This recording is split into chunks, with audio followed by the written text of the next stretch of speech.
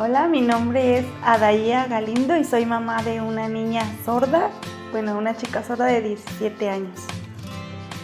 Pues mira, no es que me haya dejado, yo creo que sigo aprendiendo porque yo veo que las personas sordas son personas normales y ellos se ponen, al menos en mi hija yo veo que es una niña que se exige mucho, no se pone barreras y si ve alguna barrera ella siempre trata como de sobrepasarla, nunca se rinde, o sea, es alguien que siempre va adelante y hasta lograr su objetivo. Pues fue difícil al escuchar la noticia de que mi hija era sorda y más cuando te llega el doctor y te dice: tu hija no escucha, tu hija no va a hablar nunca. Y usan esa palabra así como el nunca y es algo que se te queda aquí, así como que dices nunca, o sea, nunca la voy a oír que me diga mamá, nunca la voy a oír platicar conmigo. Se te hace todo, ¿no? Entonces yo voy a ser mamá de un chico con discapacidad o de una chica, nunca nadie está preparado para. Yo cuando supe que ella tenía esta discapacidad y que era una persona sorda, pues yo creo que es normal que todos sintamos tristeza, tengamos miedo, cómo me voy a comunicar, qué le voy a decir, cómo va a crecer, porque mi hermano en ese entonces, y nunca voy a cansar de decirlo, que él estaba estudiando y estaba en el hospital civil y ahí él fue y me dijo: conocí una doctora y ella me dijo que fueras a tal escuela, que ahí ve y apúntate porque hay lista de espera y lleva a la niña. Y mi niña tenía 6 meses cuando yo me enteré que no iba. Fue por la pediatra y ella me mencionó la escuela a donde yo llevé a mi hija, que era un campo. Y ahí ella fue la que me orientó a lo que era la lengua de señas y fue donde yo dije: no es tan difícil ser mamá de una chica sorda y sí hay más mamás y sí se puede. Y desde ahí fue donde yo dije: no es tan difícil, sí se puede. Fue susto al principio, impotencia, miedo, pero conforme fui avanzando y conociendo y aprendiendo lo que era la discapacidad auditiva, porque lo veíamos como raro, porque pues la niña gritaba para cuando quería algo o se enojaba y no sabíamos por qué. Entonces conforme fuimos aprendiendo eso y aceptamos que era algo que teníamos que aprender a vivir con ello y no nada más nosotros aprender a vivir, te llega el momento en el que te pones a querer comparar a tu hijo con aquel o con aquel, pero nosotros aprendimos a concentrarnos en lo que lograba nuestra hija y a festejar eso, a celebrar eso y a no avergonzarnos, porque mucha gente nos decían, quizás por la educación o algo: no le digas a la gente, tu niña es sorda. Y yo nunca sentí esa vergüenza o ese miedo, pues dije, sí se puede. Yo tuve algún compañero sordo en secundaria y nunca lo vi raro, o sea, yo sentí que era algo normal, simplemente yo tenía que aprender a comunicarme con ella para poder enseñarle a ella.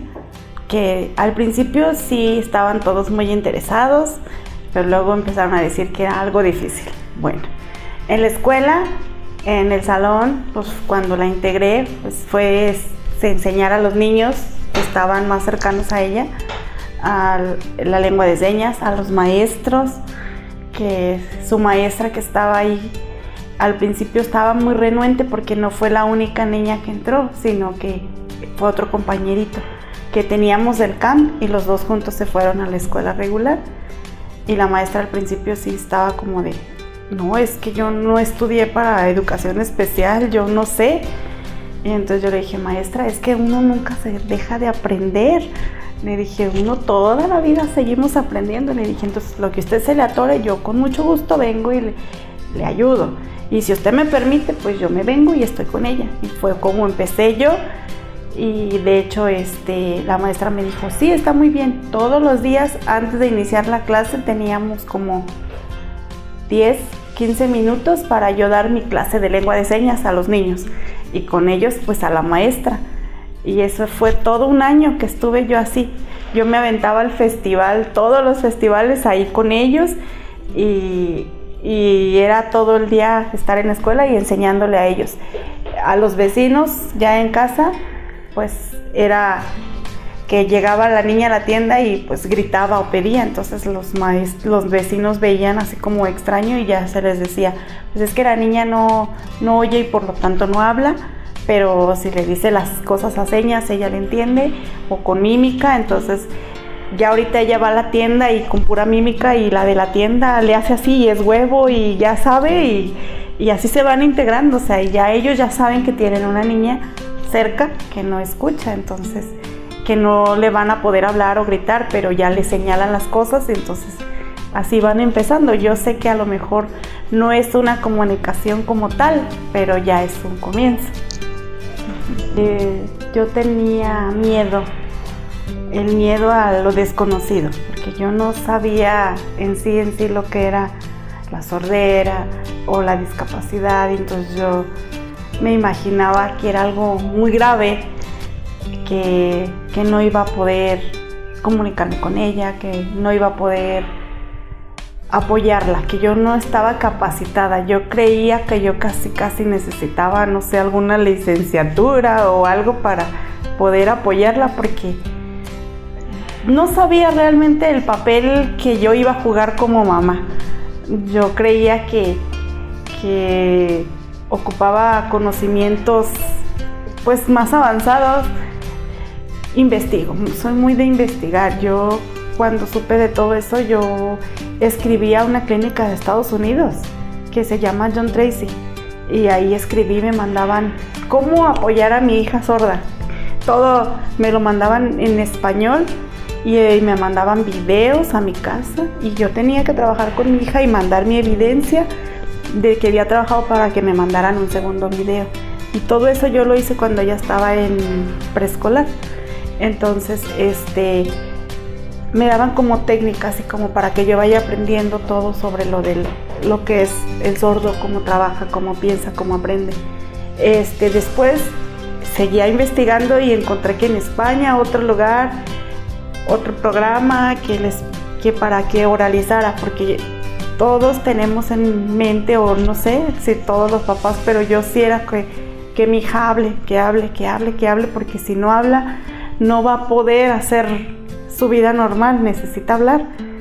Pero yo siento que conforme uno va avanzando, va viendo lo que su hijo sí es capaz de hacer y quiere hacer, y cosas que no quiere hacer, porque mi hija puede oralizar, pero no quiere.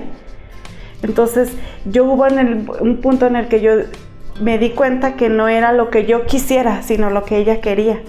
Porque yo era muy de, tienes que, y vamos a la terapia, y de tienes que hacerlo, y ponte, y tú puedes. Llegó un punto en el que ella me dijo, yo no necesito hablar, no quiero hablar. Aprendimos lengua de señas mexicana desde que la metí a la escuela. Ella entró desde el 1 año y medio y ahí ella aprendió señas y yo aprendí en la escuela Padres a comunicarme con ella señas. No hilaba nada, pero ella aprendía las señas. Era lo que primero que aprendió fue a decir no, todo el día nos decía que no o mal, y era lo primero. Yo creo y me imagino que porque la maestra pues regañaba a los niños y les decía no lo hagas, y entonces ella así veías el monito de 1 año y medio diciéndote no todo el día, todo estaba mal, todo lo que hacías estaba mal y todo era no. Pero así desde chiquitita ella empezó a aprender eso.